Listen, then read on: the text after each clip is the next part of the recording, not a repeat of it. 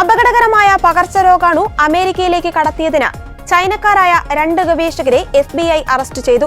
ചൈനയിലെ സർവകലാശാലയിൽ ഗവേഷകനായ സിയോങ് ലിയു, ഇയാളുടെ സുഹൃത്തും യുഎസിലെ മിഷിഗൺ സർവകലാശാലയിലെ ഗവേഷകയുമായ യുങ് കിങ് ജിയാൻ എന്നിവരാണ് പിടിയിലായത്. കാർഷിക വിളകൾക്ക് വൻനാശം വിതയ്ക്കുന്ന അപകടകരമായ ഫംഗസാണ് ഗവേഷണ ആവശ്യങ്ങൾക്കായി ഇരുവരും അമേരിക്കയിലേക്ക് കടത്തിയതെന്നാണ് ഫെഡറൽ ബ്യൂറോ ഓഫ് ഇൻവെസ്റ്റിഗേഷൻ പറയുന്നത്.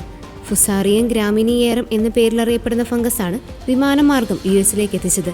കാർഷിക വിളകൾക്ക് നാശം വിതയ്ക്കുന്ന ഈ ഫംഗസിനെ കാർഷിക തീവ്രവാദത്തിന് ഉപയോഗിക്കുന്ന ആയുധമായി ഉപയോഗിക്കാൻ സാധ്യതയുണ്ടെന്നും അധികൃതർ പറയുന്നു.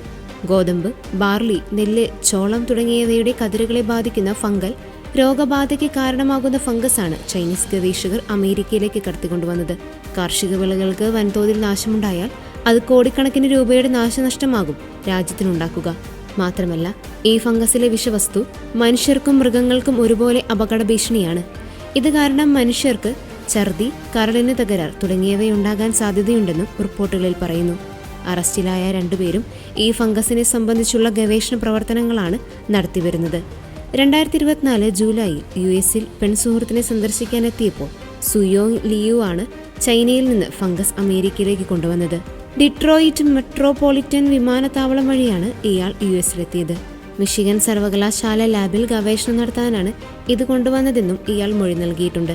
അറസ്റ്റിലായ യുവതിക്ക് ചൈനയിൽ ഇതേ ഫംഗസ് സംബന്ധിച്ച് ഗവേഷണം നടത്താനായി ചൈനീസ് സർക്കാരിന്റെ സാമ്പത്തിക സഹായം ലഭിച്ചിരുന്നതായി യുഎസ് അധികൃതർ പറയുന്നു. യുവതിക്ക് ചൈനീസ് കമ്മ്യൂണിസ്റ്റ് പാർട്ടിയുമായി ബന്ധമുള്ളതായി ഇവരുടെ ഇലക്ട്രോണിക് ഉപകരണങ്ങൾ പരിശോധിച്ചതിൽ നിന്ന് വ്യക്തമായിട്ടുണ്ടെന്നും FBI ഉദ്യോഗസ്ഥർ വ്യക്തമാക്കി. അതിനിടെ 2 ചൈനീസ് ഗവേഷകർ അറസ്റ്റിലായ വിവരം FBI ഡയറക്ടർ കാഷ് പട്ടേലും ഔദ്യോഗികമായി സ്ഥിരീകരിച്ചു.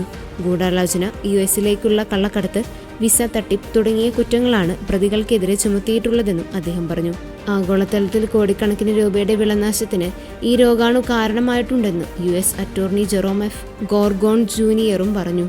ഈ ഫംഗസിൽ നിന്നുള്ള വിഷവസ്തു മനുഷ്യർക്കും മൃഗങ്ങൾക്കും ഒരുപോലെ ഹാനികരമാണെന്നും ആഗോള ഭക്ഷ്യ സുരക്ഷയ്ക്കും പൊതുജനാരോഗ്യത്തിനും ഗുരുതരമായ ഭീഷണി ഉയർത്തുന്ന ഫംഗസാണിതെന്നും അദ്ദേഹം കൂട്ടിച്ചേർത്തു.